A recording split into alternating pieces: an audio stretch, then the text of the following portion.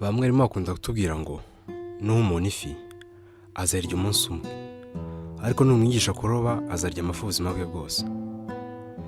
Iki ni igitekerezo cyiza ku barezi, abakunzi b'amafi, abarobyi, ariko ni ikibazo muri bizinesi.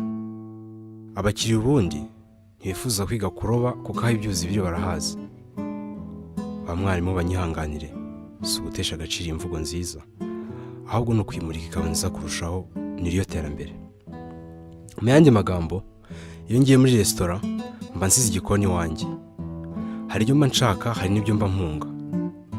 Ibyo mba nshaka ni ibi bikurikira: kwakirwa n'abandi, kwitabwaho care, kubonana n'abandi, kwibagiza iminaniro stress, urutonde rugakomeza. Naho ibyo mba mpunga ntashaka ni ibi: kujya mu gikoni, iminaniro stress, irungu, urutonde rugakomeza. Uru ni urugero ruto ntanze runtera kujya muri resitora, ariko ndabizi ko abacuruzi bamaze kubisanisha n'ibyo bakora buri munsi.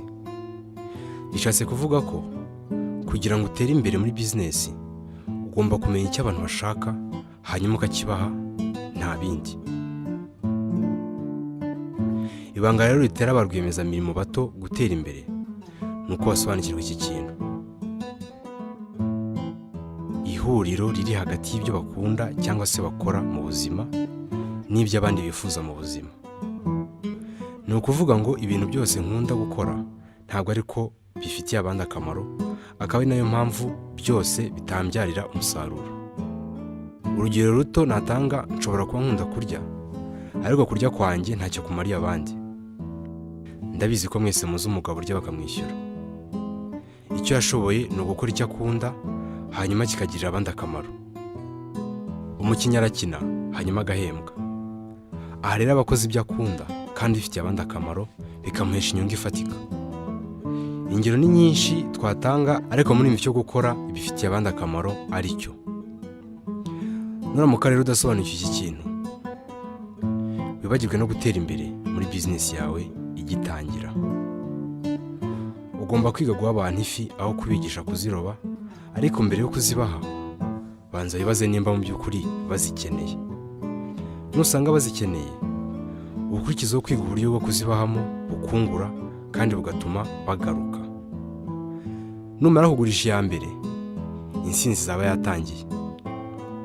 Ibanga no gukora uko ushoboye kose ukagurisha cyangwa kungukira mu bikorwa byawe. Turangiza, reka tuvuge ko abantu bakunze ibyo ubaha kandi bifuza no kubyishyura. Ariko se uzagendera kuki ushyiraho ibiciro? Benshi bakunze gukora ikosa ryo gushyiraho ibiciro bigendeye ku mwanya wabo bafashe n'ibyo batakaje bagerageza gukora ibyo bakora n'ibindi byinshi umuntu yafatiraho. Ariko se hari umuntu n'umwe witaye ku mwanya n'amafaranga wakoresheje kugira ngo ukore ibyo ukora?